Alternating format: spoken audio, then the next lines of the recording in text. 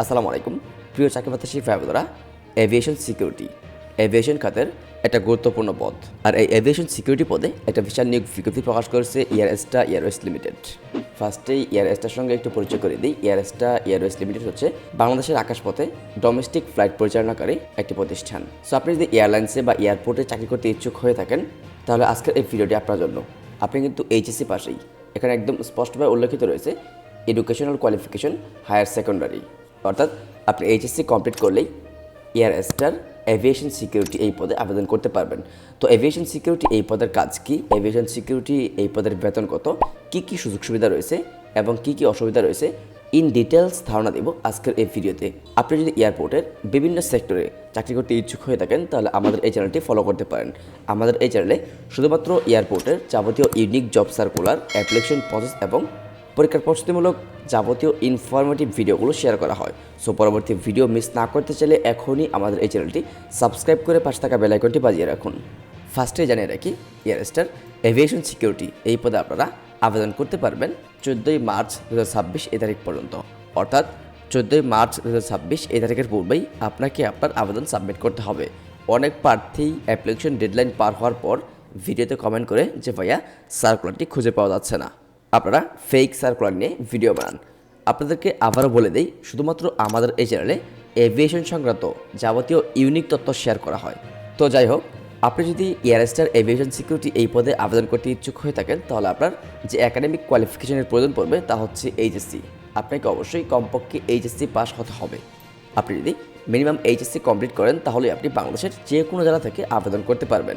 আপনি জানেন অবাক হবেন, এয়ারএস্টার এভিয়েশন সিকিউরিটি এই পদে প্রায় বাংলাদেশের সকল স্টেশনের জন্যই সিকিউরিটি নেওয়া হবে।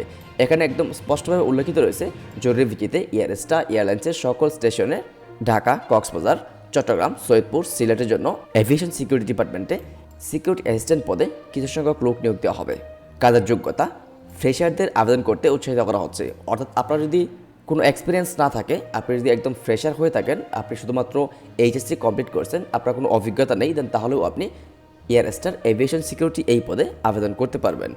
আর এভিয়েশন সিকিউরিটিতে অভিজ্ঞ প্রার্থীদেরকে অগ্রাধিকার দেওয়া হবে। আপনার যদি কোনো এক্সপিরিয়েন্স থেকে থাকে, যেমন যে কোনো গোয়েন্দা সংস্থা, ভিডিপি অর্থাৎ আনসার ভিডিপি ট্রেনিং সম্পন্ন ব্যক্তিদেরকেও অগ্রাধিকার দেওয়া হবে। এখন আপনি যদি এয়ারএস্টার এভিয়েশন সিকিউরিটি এই পদে আবেদন করতে আগ্রহী হয়ে থাকেন তাহলে আপনার যে সকল যোগ্যতা সম্পন্ন প্রার্থী হতে হবে, অর্থাৎ আপনার যে সকল যোগ্যতা থাকলে আপনি এই পদে আবেদন করতে পারবেন তা হচ্ছে আপনার বয়স সর্বনিম্ন 20 বছর এবং সর্বোচ্চ 30 বছর এর মাঝামাঝি হতে হবে। আর আপনি যদি অবসরপ্রাপ্ত সশস্ত্র বাহিনী, বিজিবি, পুলিশ বা আনসার সদস্যের হয়ে থাকেন তাহলে আপনার বয়স 35 বছর পর্যন্ত শিথিলযোগ্য।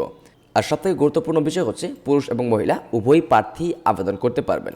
পুরুষ প্রার্থীর ক্ষেত্রে শারীরিক উচ্চতার প্রয়োজন পড়বে 5 ফিট 7 ইঞ্চি। খুবই ইম্পর্ট্যান্ট একটা বিষয়, পুরুষ প্রার্থীর ক্ষেত্রে শারীরিক উচ্চতার প্রয়োজন পড়বে 5 ফিট 7 ইঞ্চি এবং মহিলা প্রার্থীর ক্ষেত্রে শারীরিক উচ্চতার প্রয়োজন পড়বে 5 ফিট 4 ইঞ্চি। শারীরিক উচ্চতার পাশাপাশি আপনাকে অবশ্যই শারীরিকভাবে সুঠাম দেহের অধিকারী হতে হবে, অর্থাৎ শারীরিকভাবে ফিট থাকতে হবে। বিএমআই 18 এবং 25 এর মধ্যে থাকতে হবে। বিএমআই এর চার্ট আমি স্ক্রিনে দিয়ে দিচ্ছি। আপনার ওজন উচ্চতার সঙ্গে সামঞ্জস্যপূর্ণ হতে হবে। চোখের দৃষ্টি 6/6 হতে হবে। চোখে কোনো ত্রুটি থাকলে আপনি এই পদে আবেদন করতে পারবেন না। আপনার যদি শরীরে ডায়াবেটিস থাকে তাহলেও আপনি এই পদে আবেদন করতে পারবেন না। রক্তচাপ স্বাভাবিক হতে হবে। হাইপার টেনশন, এইচবিপি থাকা যাবে না। কার্ডিয়াক ডিজিজ থাকা যাবে না।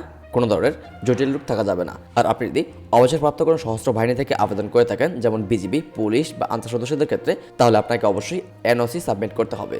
আর নির্বাচিত প্রার্থীদের যোগদানের পর বিমানবন্দর এলাকার কাছাকাছি থাকার মতো মনোভাব বা থাকার ব্যবস্থা থাকতে হবে। এই বিষয়টাও কিন্তু খুবই ইম্পর্ট্যান্ট।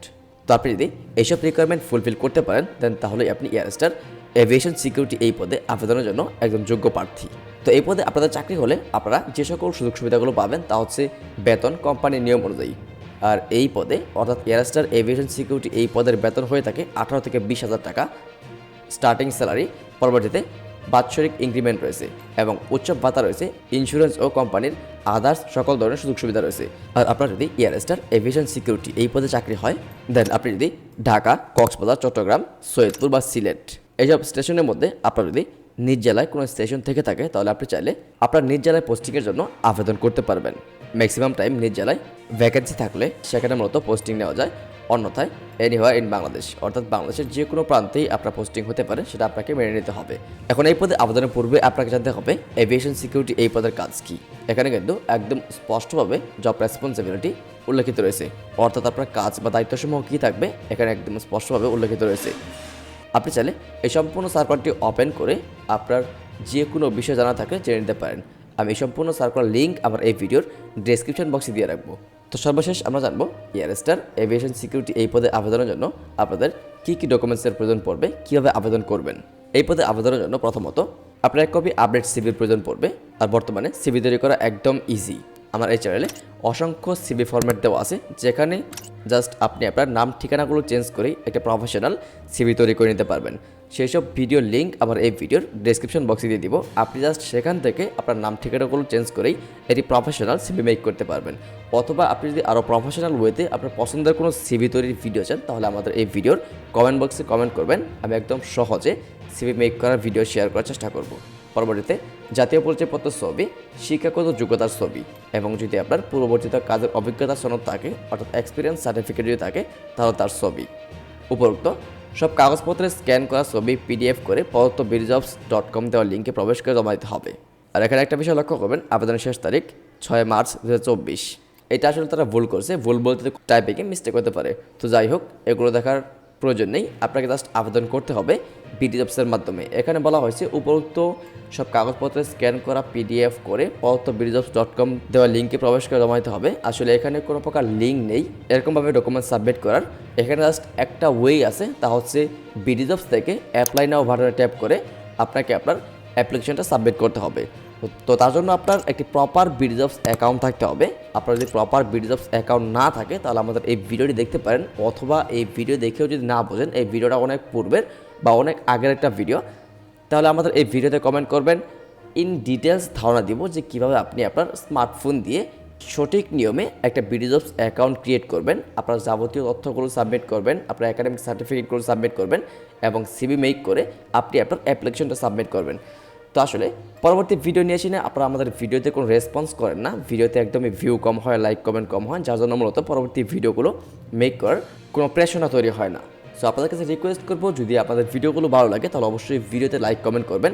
আর কোন বিষয়ে জানতে আগ্রহী বা কোন বিষয়ে শিখতে আগ্রহী তা আমাদের এই ভিডিওতে কমেন্ট করে জানাবেন। আমরা পরবর্তীতে সেই সব বিষয় নিয়েই আপনাদেরকে ভিডিও দিব। যেহেতু আপনাদের হাতে অ্যাপ্লিকেশনের একটা হিউজ টাইম রয়েছে, সো আমাকে 2 দিন সময় দেন। আমি 2 দিনের মধ্যে অ্যাপ্লিকেশনের A to Z প্রসেস দেখানোর চেষ্টা করব। তো আজকের এই ভিডিওটি এই পর্যন্ত ছিল। যদি ভিডিওটি বিন্দুমাত্র ভালো লাগে তাহলে অবশ্যই ভিডিওতে লাইক দেবেন। আবারও বলছি, আপনাদের রেসপন্সই আমাকে নতুন ভিডিও বানানোর জন্য অনুপ্রেরণা দেয়। সো অবশ্যই ভিডিওতে লাইক কমেন্ট করে জানিয়ে দেবেন যে আপনারা অ্যাপ্লিকেশনের A to Z complete process video পেতে আগ্রহী কি না।